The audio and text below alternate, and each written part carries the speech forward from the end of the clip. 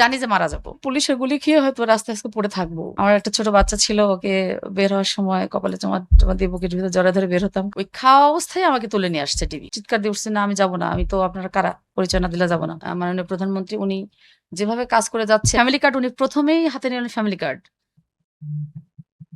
আমার ভালো কিছু দেখে যেন আমার মা দুনিয়াতে বিদায় নেন। তো আমি আম্মাকে অনেক মিস করি। দর্শক, স্বাগত জানাচ্ছি বাংলা ভিশনের পডকাস্টে।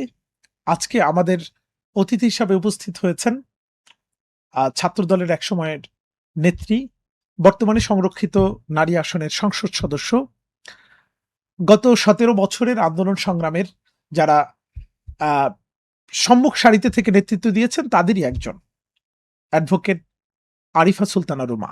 আরিফা সুলতানা রুমা, আপনাকে স্বাগত জানাচ্ছি আমাদের পডকাস্টে। ধন্যবাদ আপনাকে এবং দর্শকদেরকে ধন্যবাদ, যারা আজকের সুন্দর এই অনুষ্ঠানটি উপভোগ করবেন। সকলকে আমার পক্ষ থেকে শুভেচ্ছা জানাচ্ছি, ধন্যবাদ জানাচ্ছি। আরিফা সুলতানা রুমা, আপনার কাছে জানতে চাই, গত ১৭ বছর আহ সম্মুখ সারিতে যে কজন নারী আমরা দেখেছি আন্দোলন সংগ্রামে রাজপথে ছিল, তাদের মধ্যে আপনি অন্যতম। বহুবার টিয়ার শেল, গুলির সামনে দাঁড়িয়েছেন, ছাত্র দলের নেতৃত্ব থেকে শুরু করে বিভিন্ন সময়ে রাজপথে ছিলেন। কেমন ছিল গত ১৭ বছর, একটু যদি বলেন। আসলে গত ১৭ বছরের জার্নিটা এত দীর্ঘ টাইম ছিল। আসলে কখনো যে এখান থেকে স্বাধীনতা উপভোগ করব, স্বাধীন হব, এটা কখনো আমাদের কল্পনাতেও ছিল না। মনে হতো যে সারা জীবন বোধহয় এরকম আন্দোলন করেই আমাদেরকে যেতে হবে। আসলে দলকে ভালোবাসা থেকেই দলের দুঃসময়ে মাঠে থাকা এবং ওই যে শহীদ রাষ্ট্রপতি জিয়াউর রহমানের আদর্শকে বুকে লালন করতাম। হয়তো সেখান থেকেই দলের প্রতি এই আ দায়ভার মনে হতো যে আমি একজন মানুষ, একটা প্রোগ্রামে থাকা মানে একটা কর্মী বেড়ে যাওয়া। এটাই মনে হতো তখন আসলে। কিন্তু এই স্বাধীনতার যে উপভোগ করছি এখন, আসলে ওই ১৭ বছরের আ যে দুর্বিষহ সময় কাটাইছি, আসলে এই সময়গুলো ছিল একদম আ ভয়ংকর। এবং কখনো যে রাজনীতি থেকে আ মানে সরে দাঁড়াবো বা কখনো স্বাধীনতা পাবো, এটা কল্পনাতে কখনো আসে নাই। আচ্ছা, রাজনীতিতে আসলে জেল খাটতে হয়, আন্দোলন সংগ্রামে নানান ঝুঁকি নিতে হয়, এটি জেনেও মানে কোন অনুপ্রেরণায় এই জাতীয়তাবাদী আদর্শে উদ্বুদ্ধ হয়ে এই রাজনীতিতে আসা আপনার? আ আমার বাবা ছিলেন বিএনপির একজন কর্মী। মানে শিক্ষক ছিলেন, তারপর রাজনীতি করতেন। পাবনাতেই আমার বাড়ি। তো আব্বার কাছে আসলে ছোটবেলা থেকেই গল্প শুনতাম। মানে এই দুপুরবেলা খাওয়া-দাওয়া শেষ করে যখন ঘুমাতে যেতাম, আব্বা শুয়ে, শুয়ে গল্প করতেন আমাদেরকে। শহীদ রাষ্ট্রপতি জিয়াউর রহমানের গল্প শোনাতেন। তো তখন এই যে ৭২ থেকে ৭৫ এর যে শহীদ রাষ্ট্রপতি জিয়াউর রহমানের যে দেশের অবদান এবং ৭২ থেকে ৭৫ এর ভেতরে যে ওই যে লাল বাহিনী, নীল বাহিনী, যেটা আব্বার কাছে গল্প শুনতাম যে যুদ্ধের সময়ও সেই ভয়ংকর পরিস্থিতি ছিল না। যেখানে ৭২ থেকে ৭৫ সেই সময়টা যত দুর্বিষহ ছিল। এবং ৭৫ পরবর্তীতে উম দেশকে একটা তলাবিহীন ঝুড়ি থেকে উঠিয়ে নিয়ে আসার এই গল্পগুলো আসলে ছোটবেলায় আব্বার কাছে শুনতাম। এবং শুনে, শুনে আসলে শহীদ রাষ্ট্রপতি জিয়াউর রহমানের প্রতি একটা আকর্ষণ বলি, একটা তার প্রতি একটা ভালোবাসা বা তার প্রতি একটা আদর্শকে লালন করা যেটা, শ্রদ্ধাবোধ। তার প্রতি শ্রদ্ধাবোধ ওই তখন থেকেই আসলে কাজ করত ভেতরে। এবং পরবর্তীতে রাজনীতি করার যখন সুযোগ পেলাম, কলেজে রাজনীতি করেছি তখন আসলে মানে এভাবে ওপেন করতাম না। পছন্দ করতাম, ভালো লাগতো। কিন্তু ইডেন কলেজে এসে যখন ভর্তি হলাম অনার্সে, ভর্তি হওয়ার পর ২০০১ আমি ৯৯ তে ভর্তি হই। ২০০১ এ বিএনপি সরকার ক্ষমতায় যখন আসে, এরপরে আসার পর যখন ক্যাম্পাসে মিছিল মিটিং গুলো করত, তখন যখন দেখতাম একটা মিছিল হচ্ছে তখন আসলে কখন যে মিছিলে চলে যেতাম এটা আমি নিজে অজান্তে চলে যেতাম।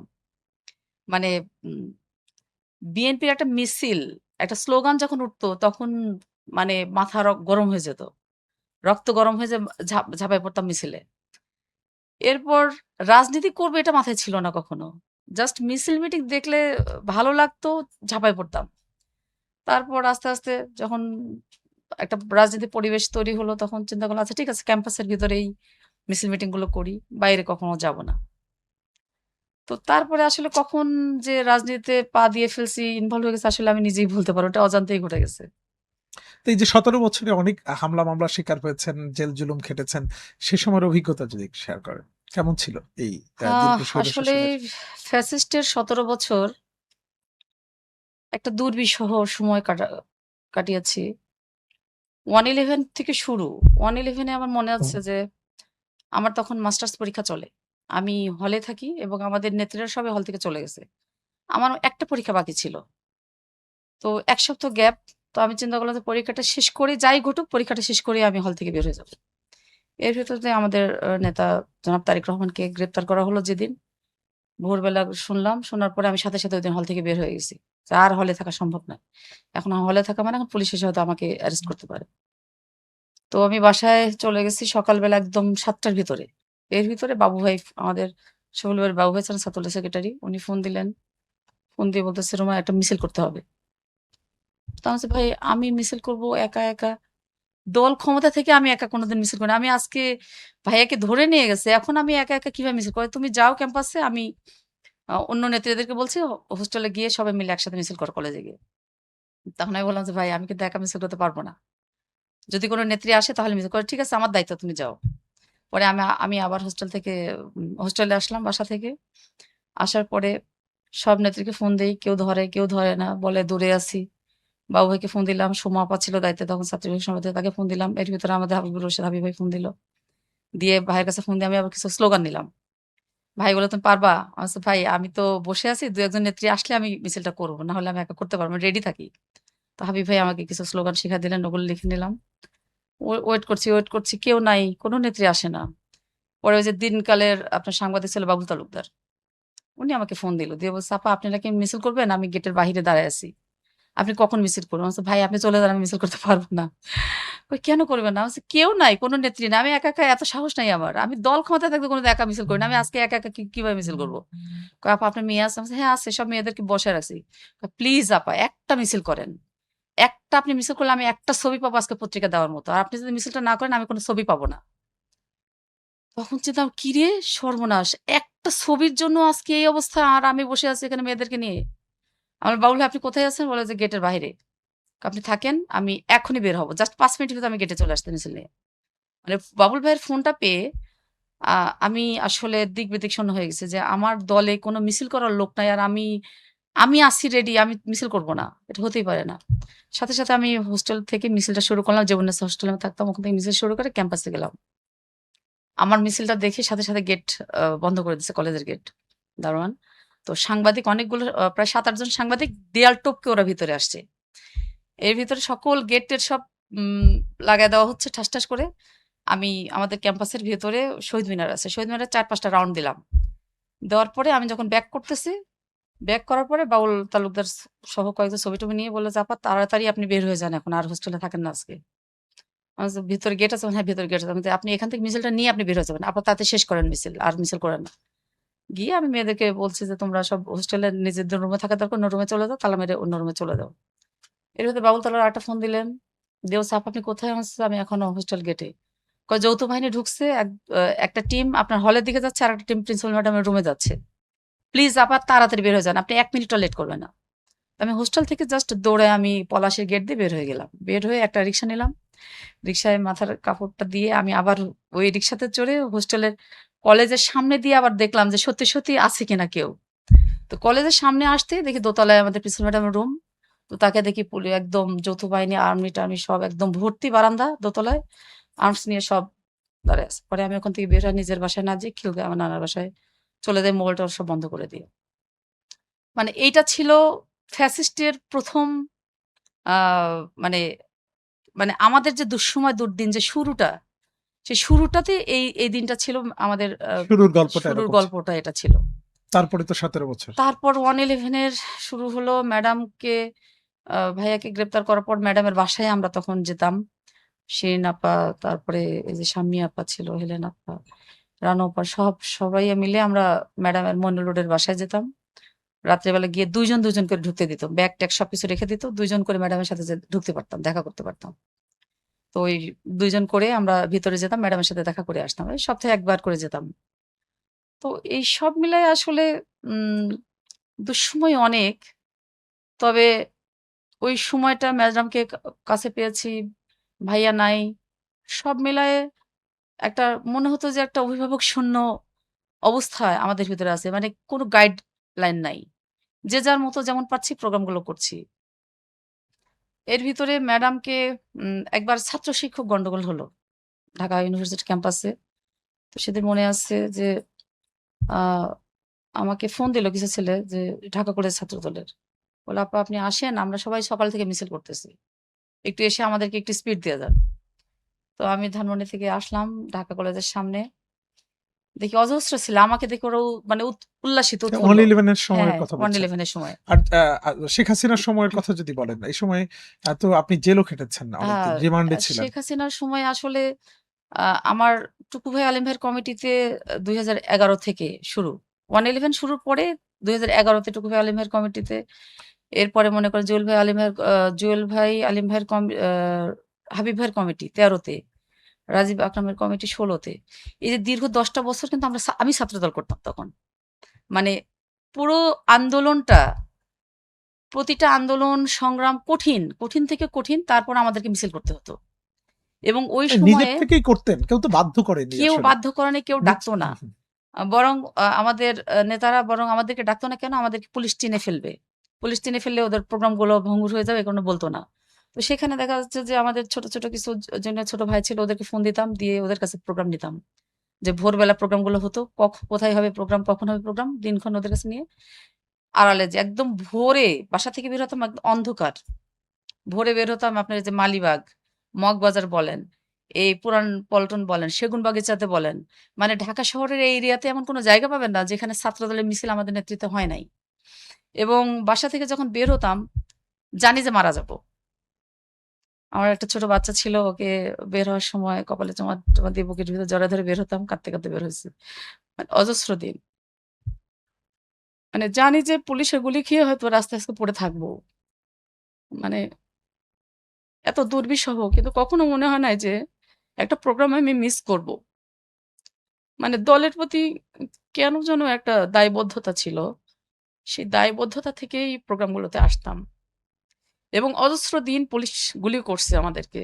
হয়তো লাকিলি আল্লাহ নিজের হাতে আমাদেরকে বাঁচায় দিছে। আর এখানে তো কোনো পুলিশ তো কম্প্রোমাইজ করত না। মানে একেকজন যুবদল লীগের, ছাত্রলীগের নেতারা পুলিশ এখানে ওদেরকে দিত দায়িত্বে। এই যে যেটি বলছিলেন যে বাচ্চাকে চুমু খেয়ে বাসার থেকে বের হয়ে আসা, জীবনের হয়তো ভবিষ্যৎ গন্তব্য আপনার অজানা। এই যে একদিকে ফ্যামিলি মেইনটেইন করা, বাচ্চা মেইনটেইন করা, আরেকদিকে বাবা-মা, স্বামী, ঘর সংসার, আরেকদিকে রাজনীতি। মানে কতটা চ্যালেঞ্জিং ছিল এই জিনিসটা? চ্যালেঞ্জিং এর বিষয়টা আসলে রাজনীতির সাথে কোনো কম্প্রোমাইজ ছিল না। মানে নিজের পরিবার, আত্মীয়স্বজন, কোনো একটা অনুষ্ঠান, কেউ অসুস্থ, সবকিছু ফেলে রেখে মনে হতো যে এটাই বোধহয় আমার মূল দায়িত্ব, আমার রাজনীতিটাকে প্রোগ্রাম করার। এবং প্রতিটা কর্মসূচি যে অবরোধ, হরতালগুলো যে আসতো, অবরোধ তো ছিল দীর্ঘ টাইম। ম্যাডাম যখন গুলশান অফিসে বন্দী ছিলেন, তখন তো আমাদের মিছিল করতে হতো প্রতিটা। খুবই দুর্বিষহ মিছিলগুলো ছিল। এই সময়টাতে কি পারিবারিক সাপোর্ট কেমন ছিল? হা এই যে পরি ধরেন জীবনের ঝুঁকি একদিকে, অ্যারেস্ট হওয়ার ঝুঁকি, তারপর একটা গুম হচ্ছিল তখন বিএনপির অনেক নেতাকর্মী। সেই সময়ে ঘর থেকে বেরিয়ে কিভাবে আপনাদেরকে সবসময় দেখতাম যে পার্টি অফিসে আপনারা একটা সংবাদ সম্মেলন হলে, মিছিল হলে, সমাবেশ হলে সেখানে উপস্থিত হতেন। মানে এত সব ঝুঁকি নিয়ে যখন আসতেন, পরিবার কি একটুও বাধা দিত না যে পরিবার তো যাওয়ার দরকার অবশ্যই নেই? বাধা দিত। কিন্তু কোনো বাধাই মানতাম না। পরিবারের বাধা মানতে গেলে হয়তো সংসারে অশান্তি হবে। এই কারণে অনেক সময় পরিবারও নাক গলাতো না। বলত যে, "আচ্ছা ঠিক আছে, যেটা ভালো বোঝে সেটা করুক।" কিন্তু আমি জানি যে মারা যাবো। মানে হাসতে, হাসতেই বের হতাম। মানে দলের জন্য, দেশের জন্য কি করছি, কোথায় যাবো, ভবিষ্যৎটা কি কিছুই জানতাম না। একটা অনিশ্চিত ভবিষ্যৎ। আপনি তো অ্যারেস্ট হয়েছেন এবং অনেকগুলো মামলাও আছে আপনার বিরুদ্ধে। তো সেই অ্যারেস্ট হওয়ার সময়, রিমান্ডের সময়গুলো যদি একটু বলেন সংক্ষেপে। এখন ২০১৮ সাল নির্বাচনের ১.৫ মাস আগে। যখন নির্বাচনের প্রস্তুতি চলছে, মনোনয়নপত্র সাবমিট করছে, ছাড়ছে নয়াপল্টন অফিসে। তো হঠাৎ করে একদিন পুলিশ মানে প্রতিদিনের পল্টনটা ছিল যে সমাবেশের মতো আকার ধারণ করত। এত গ্রাম থেকে লোকজন আসতো, নেতাকর্মী আসতেন। এবং হঠাৎ করে একদিন পুলিশের সাথে আমাদের নেতাকর্মীদের একটা অতর্কিত একটা হামলা। হুম। তখন আমি ওখানে ছিলাম, পল্টনে ছিলাম। এর ভিতরে পুলিশ মানে গুলি, টিয়ার সেল একদম ছত্রভঙ্গ করে দেয়। এখন দেখি পল্টন অফিস, আমি ৩ তলাতে দাঁড়ায়। বারান্দাতে গিয়ে দেখি পল্টনের নিচে একদম কোনো মানুষ নেই, জনবল শূন্য। ২-১ টা ছেলে নিচে দাঁড়ানো, কিন্তু ওরা কিছু করছে না। আমি দৌড় মেরে নিচে চলে গেলাম। নিচে গিয়ে দেখি নিপুণ রায় আছে। আমি তখন বলল যে, "চল যাই, আমরা মিছিল করি।" তো ও একদিকে ৪-৫ টা ছেলে নিয়ে পল্টন অ থানার দিকে যাচ্ছে, আর আমি কাকরাইলের দিকে যাচ্ছি। ২ জন ২ টা গ্রুপে ভাগ হয়ে গেছি। লাঠি হাতে। ও একদিকে যাচ্ছে, আমি একদিকে যাচ্ছি, আর লোকজনকে ডাকাডাকি করছে যে, "তোমরা সবাই আসো।" মানে দলীয় নেতাকর্মী অজস্র, হাজার, হাজার নেতাকর্মী। পুলিশ এসে বাধা দিয়ে, পুলিশ গুলি করে, ছত্রভঙ্গ করে, মানে এই বিষয়টা মানতে পারতেছি না যে আমরা এখানে মনোনয়ন জমা দিবে। এটাই তো সুন্দর একটা, কত সুন্দর একটা মানে মিলন মেলা তৈরি হয়ে গেছে। হুম। মানে ঈদের মতো অবস্থা। সেখানে পুলিশ এসে দাঁড়াতে দিবে না। পরে এর ভিতরে ৩ টা গাড়ি পড়ছিল ঐদিন। গাড়িটা কারা পোড়াইছে জানি না। এরপরে আমরা মিছিল করলাম আগুনের সামনেই। ধরেন কাকরাইল মোড়ের দিকে বোধহয় হাজার খানেক পুলিশ। পুলিশ নাকি কোনো খাকি ড্রেস-টেস পরা। মনে করেন বন্দুক তাক করে আমাদের দিকে গুলি নিয়ে দাঁড়ায় আছে। বসে আছে এক সাইড, বসে দাঁড়ানো এভাবে। এর ভিতরে আমরা মিছিল করছি। এই হুম। ৭-৮ জন ছেলে নিয়ে আমি মিছিল করছি। মিছিল করলাম। মিছিল করার পরে আস্তে, আস্তে আমাদেরকে মিছিল করা দেখে সবাই আবার নেমে পড়ল। এসে আবার পরিপূর্ণ হলো। ঐদিনই রাতে ৩ টা পল্টন থানায় ৩ টা মামলা হয়। তো পরের দিন আমি সকালবেলা আবার কোর্টে আসছি। আমি মনোনয়ন পত্র উঠাইছি। আমি ওটা ফিল আপ করব। তো জজ কোর্টে গেছি, আমাদের শিমুল ভাইকে কোর্টে নিয়ে আসছে। তো ভাবলাম উনাকে সালাম দিয়ে আমার ওটা ফিল আপ করব। পাবনা থেকে নেতাও আসছে অনেক। আমি মোবাইলটা অন করছি এলিফ্যান্ট রোডে এসে। জাস্ট কোর্টে গেছি। দুপুরবেলা খাওয়ার টাইম হইছে। সবাইকে নিয়ে, পাবনার নেতাদেরকে নিয়ে স্টার কাবাবে ভাত খাচ্ছি। ওই খাওয়া অবস্থায় আমাকে তুলে নিয়ে আসছে ডিবি। তো ডিবিতে যখন তুলে নিয়ে আসতেছে, আমি তো আসলে সব বোরকা পরা সব মহিলাদের। হিজাব পরা। আমি চিনতে পারছি না কাউকে। তখন আমি যখন চিৎকার দিয়ে উঠছি, "না, আমি যাব না। আমি তো আপনারা কারা? পরিচয় না দিলে যাব না।" মানে বোরকা পরেই আসছে? বোরকা পরা, বোরকা পরা, হিজাব আচ্ছা, পরা আচ্ছা। সবগুলো পুলিশ মহিলা। সদস্য? হ্যাঁ, ৩ জন আচ্ছা, মহিলা বোরকা পরা, হিজাব পরা। আমার ডান হাত, বাম হাত আর পিছন দিকে ধরছে শক্ত আচ্ছা। করে। মানে আমাকে নামায় নিয়ে যাচ্ছে দোতলা থেকে। দোতলা থেকে নামায় নিয়ে যাচ্ছে। আমি তো হাত ঝাংটা দিয়ে সব সরায় দিলাম, ফেলে দিলাম ওদেরকে। যে, "আপনারা এখানে কারা আসছেন? আর আমি তো চিনি না আপনাদের। আর বোরকা পরা এই অবস্থায় কি আপনি কি জঙ্গি নাকি?" মানে আমার মনে হচ্ছে এটা জঙ্গি। না হলে জঙ্গি না হলে হিজাব পরা এরকম থাকবে কেন? আমাকে আমার চিৎকার মারা দেখে ওই স্টার কাবাবে যারা খেতে বসছিল মহিলারা সবাই দাঁড়ায় গেছে। সবাই দাঁড়ায় আছে, মহিলাকে ধরে এনেছে। আমাকে ধরে এনেছে, সবাই চিৎকার দিয়ে উঠছে। চিৎকার দিয়ে ওঠার পরে ওরা সব পুলিশের আইডি কার্ড-টাড বের করে দেখাচ্ছে যে, "আসলে উনি রাজনীতি করে। রাজনীতির মামলাতে উনাকে নিতে আসছি। আপনারা একটু থামেন। ওর কিছু হবে না। আমরা নিয়ে যাচ্ছি।" পরে যাক নিয়ে যায়। নিয়ে যাওয়ার পরে মানে ওখানে পরের দিন পরিস্থিতি ওরা ঠান্ডা করল হ্যাঁ, হ্যাঁ, মোটামুটি। হ্যাঁ। হ্যাঁ। সব মহিলা দাঁড়ায় গেছে হুম, হুম, আমাকে হুম। ধরার জন্য। মানে আমাকে যেতে পরে দিবে ওখান না। থেকে ডিবি অফিসে নিয়ে আসলো। ডিবি কার্যালয়ে আসে এবং সন্ধ্যা পর্যন্ত ওরা আমাকে ২ টার সময় অ্যারেস্ট করছে। সন্ধ্যা পর্যন্ত সারা ঢাকা শহর আমাকে ঘুরাইছে। তো আমি জানি যে আমাকে বোধহয় গুম করে ফেলতেছে। কারণ আ কোথাও তো নিয়ে যাবে। যেকোনো একটা থানাতে অথবা ডিবি কার্যালয়ে কোথাও নিয়ে যাচ্ছে না। কোন কারণ ছাড়াই ঘোরাচ্ছে। পরে আমি একবার বলে ফেললাম কি, "বাবা কি আপনি গুম করবেন নাকি?" বলছে, "না, গুম করে কি লাভ আপনাকে?" কয়, "তাহলে কোথাও নিয়ে যান। এভাবে ঘুরতে তো ভালো লাগতেছে না।" তো কোথায় যেতে চান? আমি বলছি, "পল্টন থানা আছে, রমনা থানা আছে, শাহবাগ থানা আছে অথবা ডিবিতে। কোথাও তো নিয়ে যাবেন।" বলছে, "আচ্ছা ঠিক আছে নিয়ে যাচ্ছি" বলে সন্ধ্যার সময় আমাকে ডিবি কার্যালয়ে নিয়ে গেল। ডিবি কার্যালয়ে নিয়ে যাওয়ার পর পরিস্থিতি মানে ডিবি কার্যালয়ের রুমগুলো কেমন যেন ভয়ংকর টাইপের। কোনো আলো নাই, অন্ধকার, ছোট, ছোট রুম ভেতরে। পরে যাক একটা রুমে নিয়ে যেয়ে ঢুকালো। ঢুকানোর পরে তো জীবন বৃত্তান্ত এটা সেটা সবকিছু ওদের প্রসেসিং যেগুলো করল। এরপরে কিছুক্ষণ পর দেখি নিপুণ রায়কে নিয়ে আসছে, বেবি নাজিরকে কাছে, বেবি নাজিরকে ছেড়ে দিল। পরে আমাকে আর নিপুণ রায়কে ৮ দিন রিমান্ডে রাখা হইছে। শুক্রবারে আমাদেরকে কোর্টে তো উঠালো। উঠানোর পর ৫ দিনের রিমান্ড নিল। ৫ দিনের রিমান্ড। পরের দিন ছিল শনিবার। শনিবার বাদ। এরপরে ওয়ার্কিং ডে ৫ দিন। পরে আবার শুক্রবার, শনিবার দিয়ে সব মিলে ৮ দিন পরে আমাদেরকে আবার এই সময়টাতে আপনার পরিবারের দুশ্চিন্তা করেছে কে আপনার? পরিবারের দুশ্চিন্তা মানে আমরাই ছিলাম অনেক একদম বাজে একটা সিচুয়েশন। আমাদেরকে আবার নিয়ে যেয়ে ওই ডিবিতে যে ফটো সেশন করা হয় ট্রায়াল, রাস্তার ভিতর নিয়ে যেয়ে পুলিশ আর্মস-টার্ম ধরে আমাদেরকে ছবি-টবি তোলা হলো, ভিডিও-টিডিও করলো। ওগুলো দেখলাম টিভিতে। মানে আমরা রুমে এসেই আবার টিভিতে দেখাচ্ছে যে আপনাদেরকে দেখাচ্ছে টিভিতে। একটা জিনিস একটু বলবেন যে এবং বাংলাদেশের ওরা আমাদেরকে প্রচন্ড মেন্টাল টর্চার করছে এই ৮ দিনে।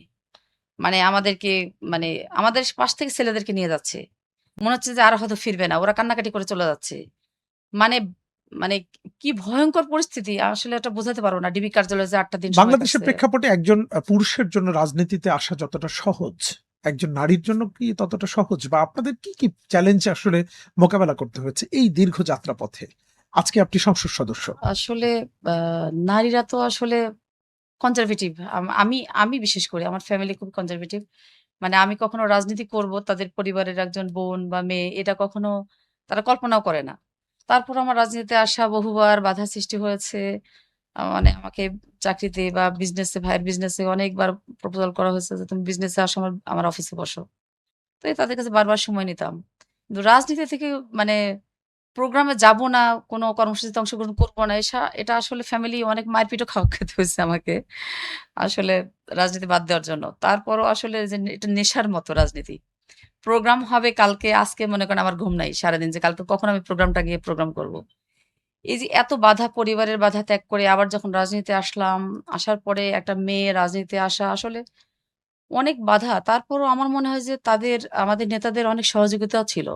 এই যে নানান চড়াই উতরাই পেরিয়ে আজকে সংসদে প্রবেশ করলেন, কেমন লেগেছে বলেন? আ সব অনুভূতি কেমন? মিলায়ে অনুভূতিটা এখনো মনে হয় কেমন মানে আমি ৫ই আগস্টের পরে আমি যে এখন স্বঅবস্থানে আছি এটাই তো আমার কাছে কল্পনাতীত। মানে ঘর থেকে বের হয়ে পুলিশকে দেখলেই একটা বুকের ভিতরে ধক করে ওঠে।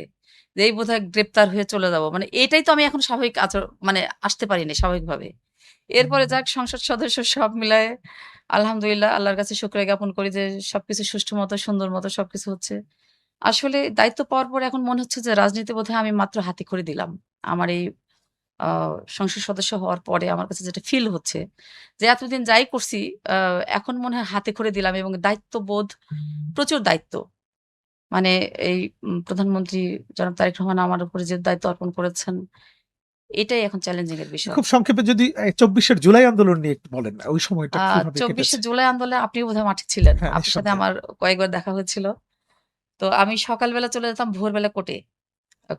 কোর্ট ড্রেস পরে চলে যেতাম। সেখানে আমাদের নেতাদেরকে গ্রেপ্তার করা হয়। সেখানে কার কি লাগবে? বাসায় কোনো মেসেজ দিতে হবে কিনা? কোনো চিট কোড দিতে হবে কিনা? এইগুলো প্রত্যেকটা নেতার কাছ থেকে নিতাম এবং তাদের পরিবারে ফোন দিয়ে আবার যোগাযোগ করতাম।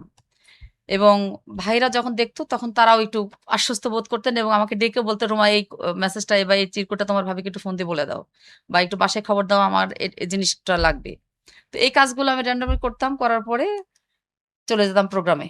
ওইখান থেকে বের হয়ে একদম আইডি কার্ড ঝুলায়-টুলায় চলে যেতাম। হয়তো শাহবাগে অথবা নীলক্ষেতে। মানে আ আইনজীবীর পোশাকটা কি ছদ্মবেশের জন্য? ছদ্মবেশে ব্যবহার করতাম যেন আমি গ্রেপ্তার না হই। পুলিশ যেন আমাকে বাধা সৃষ্টি না করে। সেইভাবেই আমি ইচ্ছা করেই বের হতাম। কোর্টের ড্রেসটা কোন পরেই বের হতাম। এলাকায় আন্দোলনে ছিলেন? তো আমি আন্দোলনে ছিলাম শাহবাগে। আন্দোলনে ছিলাম শান্তিনগর মোড়টার ভেতরে কয়েকদিন। সেখানে কয়েকদিন গেছি মাস্ক পরে গেছি। যেন আমাকে কেউ না চেনে। কিন্তু বিশ্বাস করেন মানে ওখানে যাওয়ার পরে মনে হচ্ছে আমি কোনো বিএনপির কোনো সমাবেশে আসছি। প্রত্যেকটা ছেলে আমাকে এসে সালাম দিচ্ছে এবং ছাত্রদলের প্রত্যেকটা ছেলে, ছাত্রদলের যুবদলের ছেলে যারা আমাদের রাজপথে প্রতিনিয়ত যাদেরকে আমি আন্দোলন সংগ্রামে সেই ছেলেগুলোই শান্তিনগর মোড়ে আমি প্রতিদিন পাইছি। এবং ওখানে আ যখন হেলিকপ্টারে গুলি ছোড়া হতো, বোম ছোড়া হতো, শান্তিনগরেও কিন্তু অনেকগুলো এই ঘটনা ঘটছে। এবং আমরা তখন দৌড়ায় ওই যে হয়তো দোকানের ভেতরে বা সাইডে আমরা আশ্রয় নিতাম। তো এখানে কয়েকদিন শান্তিনগরে ছিলাম ৩ দিন।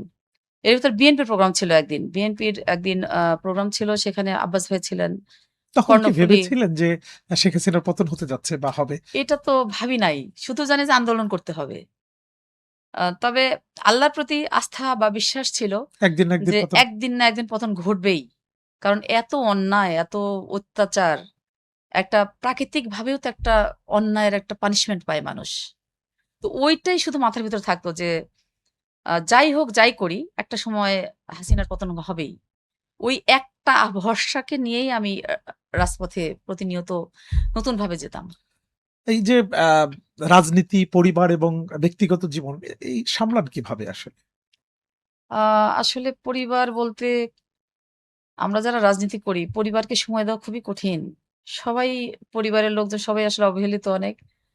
মানে ইচ্ছা থাকা সত্ত্বেও সময় দেওয়া হয় না। কারণ আমরা যারা রাজনীতি করি, আমার মনে হয় আমার মতো প্রত্যেকেই একই অবস্থা যে রাজনীতির কোনো একটা কর্মসূচি যদি থাকে, সেটাকে গুরুত্ব দেই বেশি আমরা।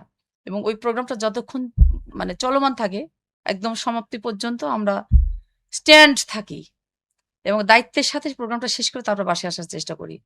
তো আসলে সব মিলিয়ে বাচ্চা-কাচ্চা যেটাই বলেন, ফ্যামিলির লোকজন অনেক সাফার করে আমাদের কারণে এবং তারা স্যাক্রিফাইস না করলে হয়তোবা আমাদের এই পর্যন্ত আসাটাও সম্ভব হতো না। সংসদ তাদেরও সদস্য না হলে কি করতেন? আ আসলে রাজনীতি তো রক্তে মিশে গেছে। সংসদ সদস্য না হলেও হয়তো রাজনীতিতেই থাকতাম। মন খারাপ হতো, কষ্ট হতো। তারপরও আবার নতুনভাবে নিজেকে তৈরি করে আবারও রাজপথে থাকতাম। কোন চেষ্টা নেতাকে আপনি করতাম। সবচেয়ে বেশি অনুসরণ করেন? মানে পলিটিশিয়ান হিসেবে? আ পলিটিশিয়ান হিসাবে অনুসরণ করার যেটা যে শহীদ রাষ্ট্রপতি জিয়াউর রহমানের যে আদর্শকে ধারণ করে, হুম। বুকে ধারণ করি, লালন করি। আমাদের ম্যাডামকে যখন দেখতাম আ আসলে সৌভাগ্য হয়েছে যে এরকম একটা নেত্রীর হাত ধরে রাজনীতি করা। দীর্ঘ টাইম ম্যাডামকে পেয়েছি রাজনীতিতে। আর সুদূর প্রবাসী আমাদের নেতা থাকতেন। একটা সময় উনি দেশে আসবেন। মানে এই যে একটা আশা যে একটা সময় উনি দেশে আসবেন, এই দেশের দায়িত্ব উনি বহন করবেন এবং দলের দায়িত্ব নিবেন, পাবেন। ওই একটা আশার উপরেই কিন্তু আমরা সকলেই প্রতিদিন এই দুর্বিষহ দিনগুলোতে মাঠে নামছি।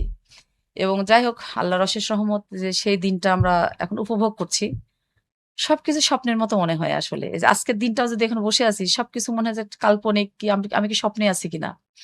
মানে পুলিশের এত অত্যাচার, নির্মম অত্যাচার সহ্য করার পর মানে একটা মানুষ যে আমরা স্বাভাবিক লাইফ লিড করতে পারবো কখনো, এই বিষয়টা একদম আপেক্ষিক ব্যাপার। আমার কাছে মনে হয়। আচ্ছা, 12ই ফেব্রুয়ারি নির্বাচনের পর নতুন সরকার কিভাবে মূল্যায়ন করবেন? কোন পথে যাচ্ছে বা কতটা সফল হয়েছে এই অল্প সময়ে যদি একটু ব্যাখ্যা করেন বা বলেন?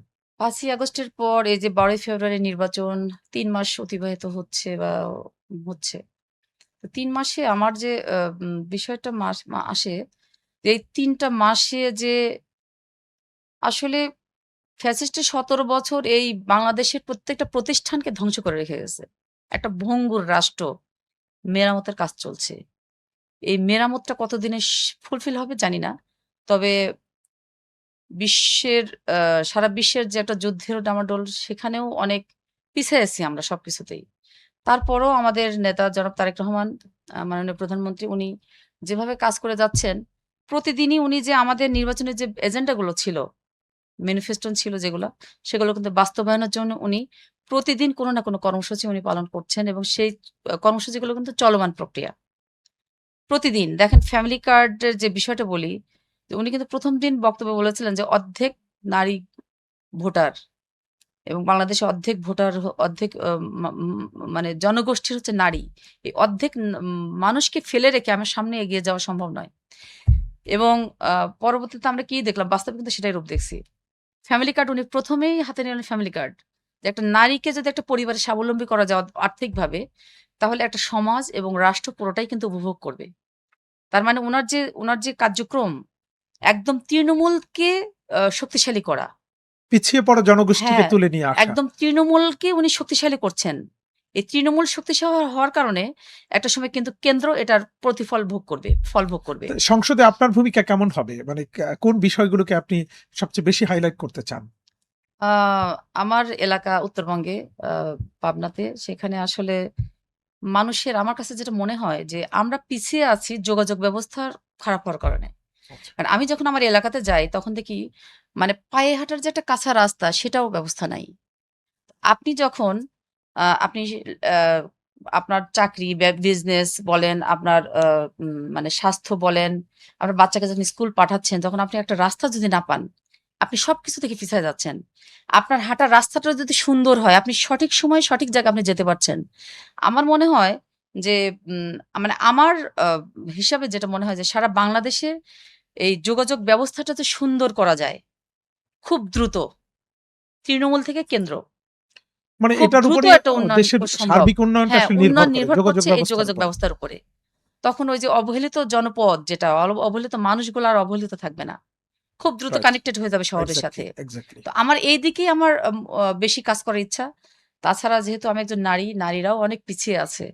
নারীদেরকে যদি একটু স্বাবলম্বী করা যায়, ধরেন ফ্যামিলি কার্ডের ব্যবস্থা তো আছেই। পাশাপাশি যদি একটু তাদেরকে কোনো প্রশিক্ষণের মাধ্যমে বা ক্ষুদ্র ঋণের মাধ্যমে যদি তাদেরকে পাশে একটু দাঁড়ানোর সাপোর্ট দেয়া যায়, আমার মনে হয় আত্মনির্ভরশীল হ্যাঁ, করে তোলার আত্মনির্ভরশীল জন্য। করার জন্য আমার মনে হয় যে আরেকটু অ এই দেশটা উন্নয়নের আরেকটু সম্ভব। একটু দ্রুত সম্ভব। ভবিষ্যতে কি সরাসরি ভোটে অংশগ্রহণ করার ইচ্ছা আছে? এটা আসলে সবই রাব্বুল আলামিনের ইচ্ছা। আমার কাজ করার দরকার আমি কাজ করছি এবং ভবিষ্যতে কাজ করে যাব। এবং আমার উপরে যে দায়িত্ব, অর্পিত যে দায়িত্ব আমি আমার নিষ্ঠার সাথে পালন করার চেষ্টা করব। দল যদি কখনো মনে করে যে আমি যোগ্য আমাকে মূল্যায়ন করবেন। দল যদি মনে করে যে না যোগ্য না, এটা দলের উপরে ছেড়ে দিলাম সবকিছু। নিজের সম্পর্কে আর কিছু আ বলতে চান? বলতে চাই আসলে আমি একজন এই বিএনপির একজন কর্মী। তো আমি দল আমাকে মূল্যায়ন করেছে আসলে এর জন্য ধন্যবাদ জানাই। মাননীয় প্রধানমন্ত্রী জনাব তারেক রহমানকে সাথে আমার মনোনয়ন বোর্ডের যারা আমাকে মনোনীত করেছেন, আমি আসলে কৃতজ্ঞতা প্রকাশ করছি তাদের উপরে। এবং আমি চেষ্টা করছি বা ভবিষ্যতে চেষ্টা থাকবে আমার উপরে সকল দায়িত্ব নিষ্ঠার সাথে, সততার সাথে পালন করার। এবং আসলে যতদিন বেঁচে থাকবো রাজনীতি করতে চাই। মানুষের পাশে থেকে মানুষের কাজ করার পরে মানুষের যে একটা হাসি, আসলে এটা আসলে কোনো কিছু দিয়ে কেনা যায় না। আমি আসলে ওটাকে খুব মিস করি এবং উপভোগ করতে চাই মানুষের হাসিটাকে। মানুষ যেন ভালো থাকে এটাই আমার চেষ্টা আপনি থাকবে। সংসদ সদস্য হওয়ার পরে সবচেয়ে বেশি খুশি হয়েছে কে? আপনার একদম কাছের মানুষদের আ মধ্যে? কাছের মানুষ বলতে আমার মা মারা গিয়েছেন ৩ মাস। তো যে মানুষটা আমার জন্য সবচেয়ে বেশি দোয়া করেছেন আমার মা। আমি সবসময় আল্লাহর কাছে প্রার্থনা করতাম যে, "আল্লাহ আমার ভালো কিছু দেখে যেন আমার মা দুনিয়াতে বিদায় নেন।" তো আমি আম্মাকে অনেক মিস করি এবং সবসময় মনে হয় যে আমার আশেপাশে হয়তো আম্মা আছেন কোথাও না কোথাও এবং উনি হয়তো দেখছেন এবং উনার দোয়ার জন্যই হয়তোবা আমি আজকে এখানে আসতে মানে আপনার পেরেছি। এই সুসময়টা আসলে আপনার আম্মা দেখে যেতে পারলেন না। না মাত্র ৩ মাস আমার আম্মা দেখে যেতে পারে নাই। আমি খুব মিস করি আমার আম্মাকে এবং দোয়া করি আল্লাহ যেন উনাকে ভালো রাখেন। কারণ আমার জন্য আমার মায়ের অনেক দোয়া ছিল এবং আমার পরিবারে অনেকেই রাজনীতি করে। আমার ২ ভাইও রাজনীতি করে। আসলে সবকিছুর মূলে আম্মা আমাকে অনেক দোয়া দিয়ে গিয়েছেন। তার জন্য হয়তো আল্লাহ আমাকে রহম করেছেন। বেঁচে থাকলে উনি বেশি খুশি হতেন। বেশি খুশি হতেন। এটা অনেক মিস করি আমি আমার আম্মাকে। অনেক ধন্যবাদ আরিফা সুলতানা রুমা। আ যাই হোক আসলে আপনি আজকের প্রোগ্রামটাতে আসলে ভালো লাগার বিষয় হচ্ছে হয়তো কষ্টের কথাগুলো বেশি বলে ফেললাম। আম তারপর ভালো লাগছে যে সব মিলে যে আমি একটা দায়িত্ব পেয়েছি। এই দায়িত্বটা আসলে আমি সুন্দর মতো পালন করতে চাই। আমি যদি সুষ্ঠু সুন্দর মতো এই দায়িত্বটা পালন করতে পারি, আমি মনে করি আমি একজন রাজনীতিবিদ হিসেবে আমি সাকসেস। আমার চেষ্টা থাকবে এটাই নিজেকে দেশের মানুষের জন্য কাজ করা, দেশের জন্য কাজ করা। আমি আমার জীবনটা এভাবেই আমি দেখতে চাই এবং সামনে কাজ করতে চাই সেভাবেই। ধন্যবাদ আরিফা সুলতানা রুমা। আ আপনার সঙ্গে আবারও দেখা হবে, কথা হবে। দর্শক এই ছিল আজকের মতো। আবারও নতুন কোনো অতিথির সঙ্গে দেখা হবে আপনাদের সঙ্গে। ততক্ষণ পর্যন্ত আপনারা ভালো থাকুন। সবার জন্য শুভকামনা।